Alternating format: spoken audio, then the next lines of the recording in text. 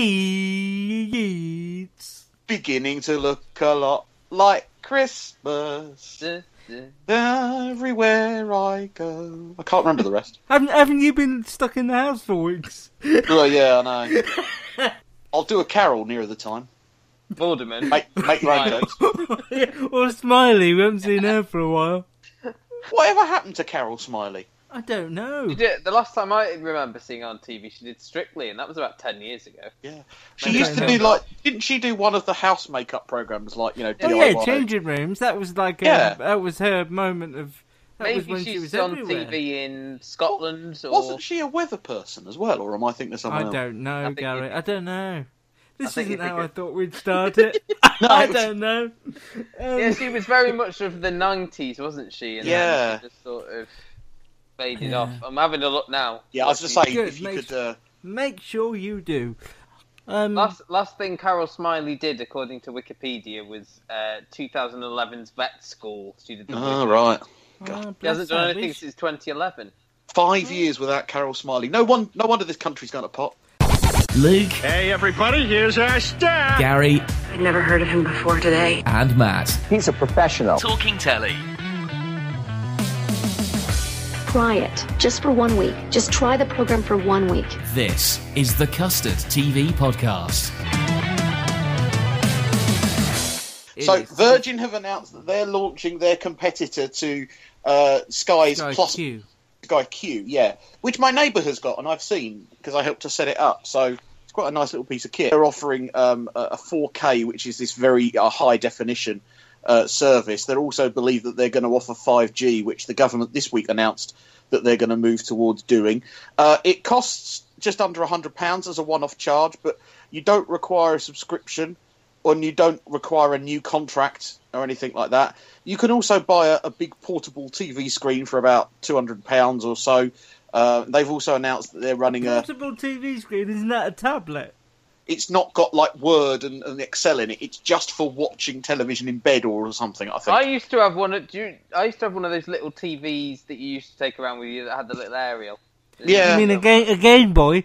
No, portable. No, like a portable TV, like a handheld with this tiny That's screen. the most northern thing you've ever said, I think. You could get little. Gary had one.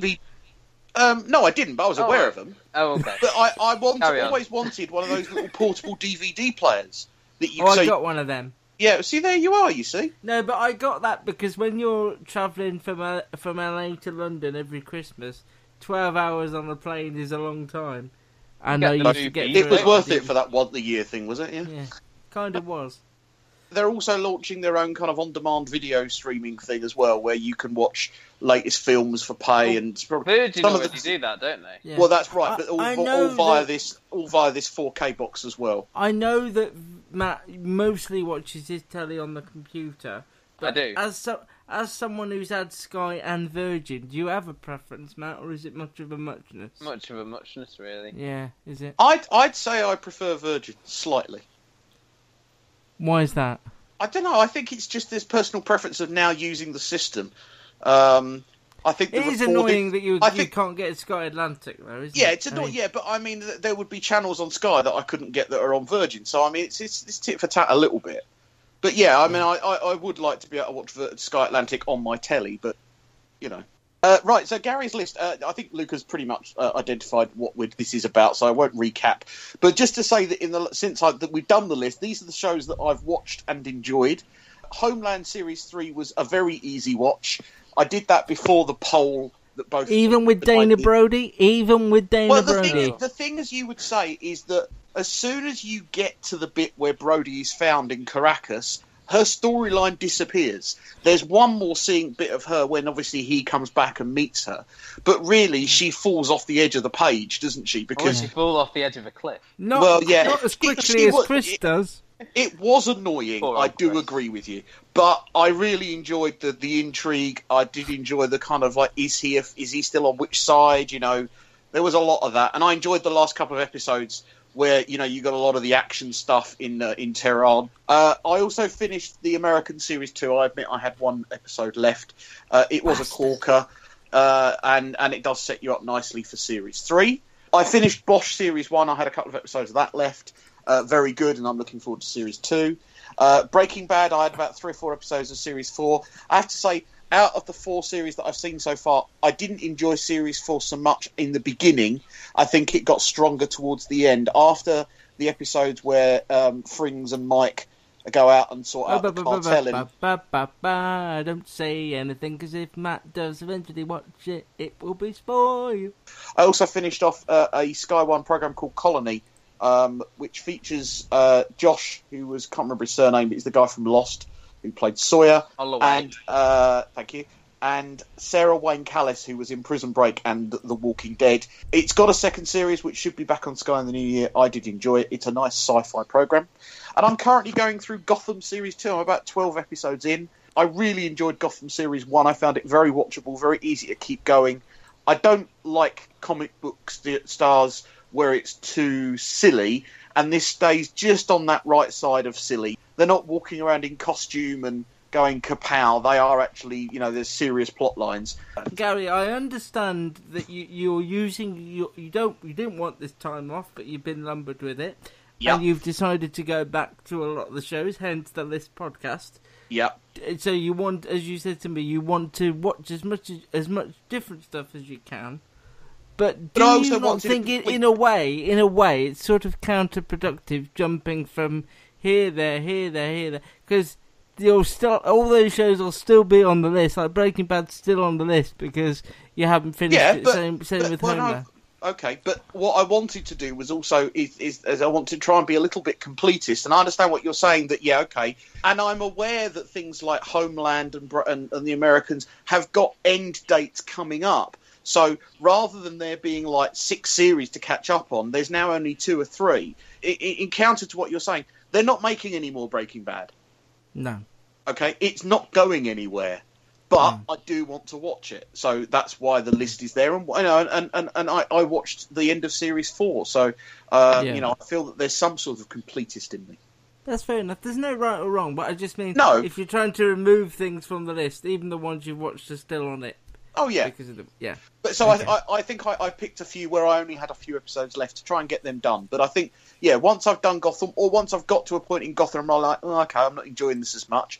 Then I can move on to the next thing, and I'm not sure what that will be. But certainly, The Americans 3, Homeland 4, Breaking Bad 5 are high up on the list. Right, reviews. Hello. That was a bit weird. That was weird. Made me feel a bit dirty, man. Let's never do that again. Should we start with Rillington Place? Luke, have you seen this? Get it out the way. I can't... I've seen... Yes or no, Luke? No. Have you watched any of it? Have you watched the bits? How many bits? Well, I did the first this half is Rillington an hour, Place. How many bits? Not, half an hour, but not because I was bored, just because that's all I could manage to fit in at the time. I think they've chosen a strange episode to start with, where nothing happens. I think the structure, rather than a strange episode, I think the way that they've structured it is all... Yeah. So Tim Roth playing another character called Reg this year.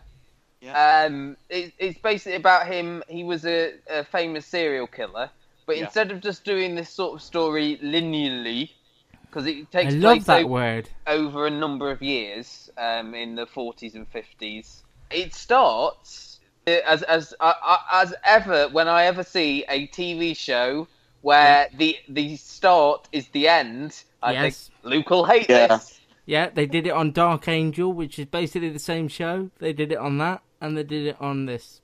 So we already know that Tim Roth's Reg Christie is a killer. Nico Miralegro's character, Timothy Evans, gets framed for the crime and hanged for it. We focus on his wife, Ethel, played by Samantha Morton.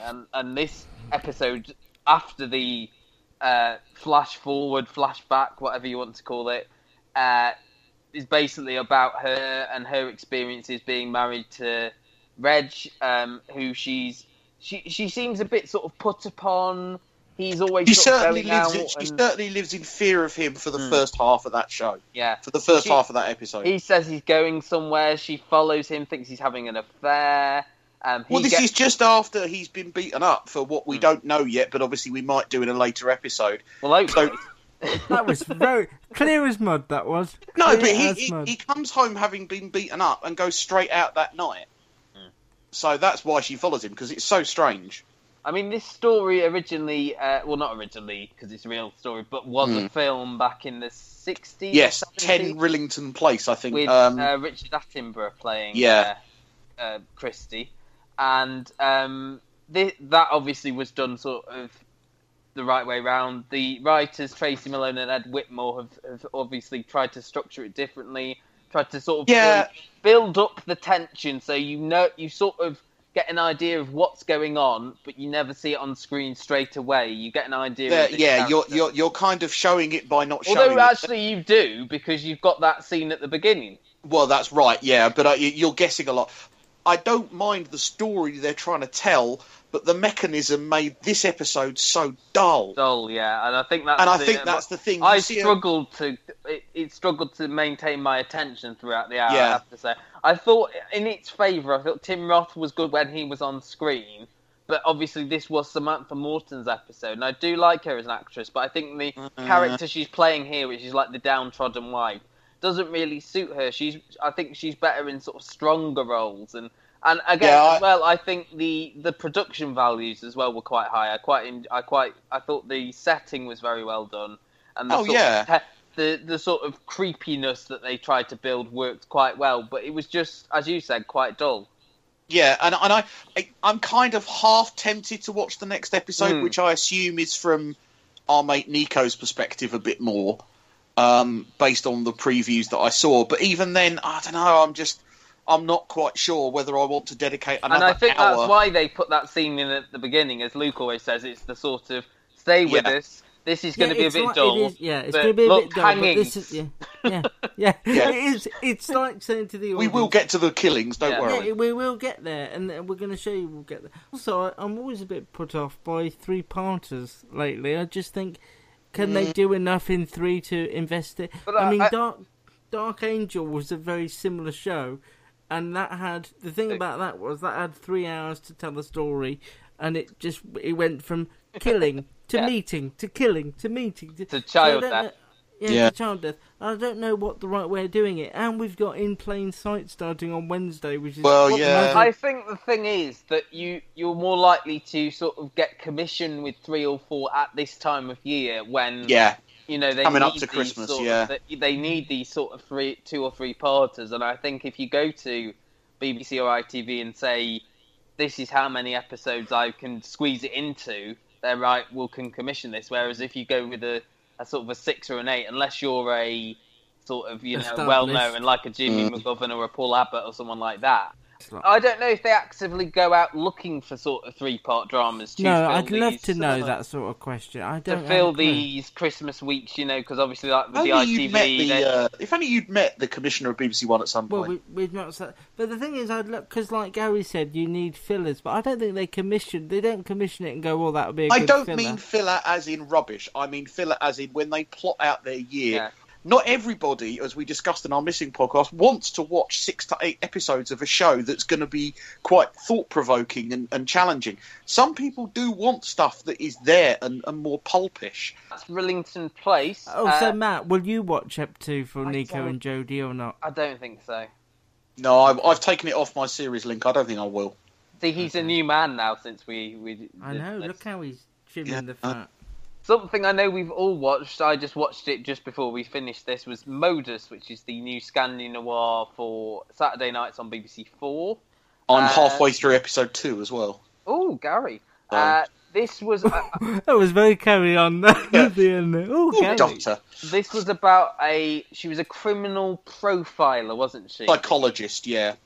I can't remember her name off the top of my head. It wasn't Modus. Easter or something. I know. I thought she'd be Inga Johan Vik. There you go. That's it. Well done. Criminal psychologist who works her main job though is a sort of profiler, isn't it? She's worked in the FBI's profiling team, and now come back to Sweden. This was on last year, but I think BBC 4 have done a sort of good job putting it on at this time of year because it's all sort of set around Christmas, isn't it? Yes, it is very, very topical. Sort of ended on Christmas Day. Right. It starts at the wedding of her sister. She's separated from her husband. Yes. And they've got 2 young daughters.